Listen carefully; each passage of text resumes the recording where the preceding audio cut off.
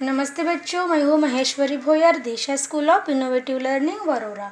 आज आपके सामने प्रस्तुत करने जा रही हूँ कक्षा चौथी हिंदी की दूसरी कविता प्रार्थना। हम रोज सुबह उठते हैं और उठने के बाद सब अपने अपने काम में लग जाते हैं, लेकिन उससे पहले हमें भगवान से ये प्रार्थना करनी चाहिए कि हे भगवान, मेरा आज का दिन आपकी कृपा से अच्छा जाए। कुछ बच्चे ऐसा करते भी होंगे, है ना? और जो नहीं करते हैं उनको शुरू करना है। तो ऐसे ही एक प्रार्थना शंभू प्रसाद श्रीवास्तव लिखित जो है उसका अध्ययन हम आज करेंगे। ठीक है बच्चों? ओके, तो चलिए हम शुरू करते हैं।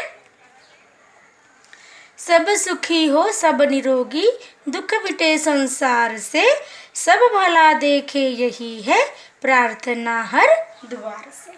कवि कहते हैं कि धरती पर जितने भी जीव जंतु है सभी सुखी है तथा सब निरोगी रहे और किसी के ऊपर भी कोई कष्ट ना आए, कोई दुख ना आए।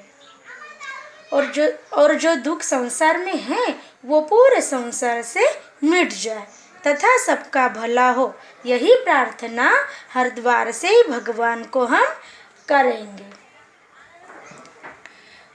दूसरों का कष्ट हमको हर समय अपना लगे, हर दुखी को दे सहारा, भावना ऐसी जगे। अब आगे की लाइन में कवि कहते हैं कि दूसरों के जो कष्ट है वो हमें अपना कष्ट समझकर उसका निवारण करना चाहिए और जो दुखी उदास है उनको सहारा देने की भावना हमारे मन में आनी चाहिए। चाहे फिर वो इंसान हो या फिर पशु पक्षी। धर्म सेवा हो हमारा, सुख मिले उपकार से, सब भला देखे यही है प्रार्थना हर द्वार से। हमारा धर्म दूसरों की सेवा करना भी होना चाहिए ताकि हमें दूसरों की मदद करने से जो आनंद प्राप्त होता है, जो सुख प्राप्त होता है वो प्राप्त हो। और ऐसे ही कामना हमें भगवान से करनी चाहिए। काम आए हम किसी के, रोज यह अवसर मिले, बुराई से बचते रहे हम, स्नेह जीवन भर मिले। हमें जो इतना महत्वपूर्ण जीवन मिला है उसका हमें सदुपयोग करना चाहिए ताकि हमें किसी के काम आने का रोज अवसर मिले और बुराई से हमें बचते रहना है ताकि हम कोई बुरा काम ना कर सके और अच्छे काम करके जो स्नेह है वो हमें जीवन भर मिलना चाहिए। एक भी चेहरा न भीगे आंसू की धार से, सब भला देखे यही है प्रार्थना हर द्वार से। कवि हमसे कहते हैं कि हमें ऐसा काम करना चाहिए कि किसी के भी आंखों से एक भी आंसू न गिरे।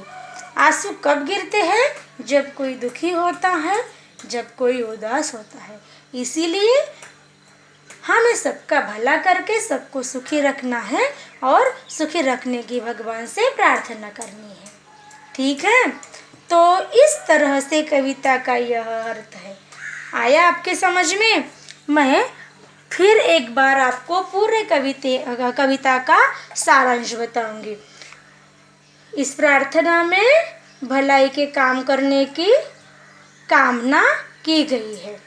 हर व्यक्ति यही प्रार्थना कर रहा है कि प्रत्येक व्यक्ति सुखी और स्वस्थ हो, संसार से दुख का निशान मिट जाए, सब एक दूसरे का भला करे।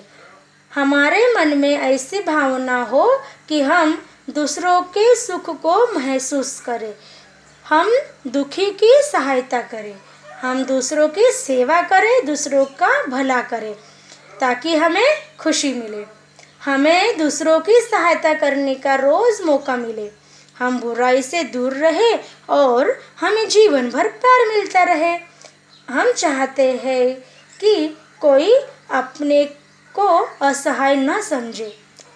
सब एक दूसरे की अच्छाई की बातें सोचे।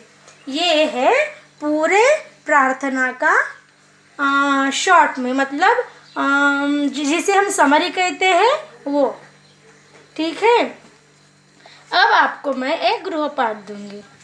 आपको ये प्रार्थना भी गाकर सुनानी है, या फिर आपको दूसरी कोई भी मनपसंद प्रार्थना है आपकी, तो वो गाकर मुझे उचित हावभाव के साथ गाकर मुझे सुनानी है। ठीक है, ओके।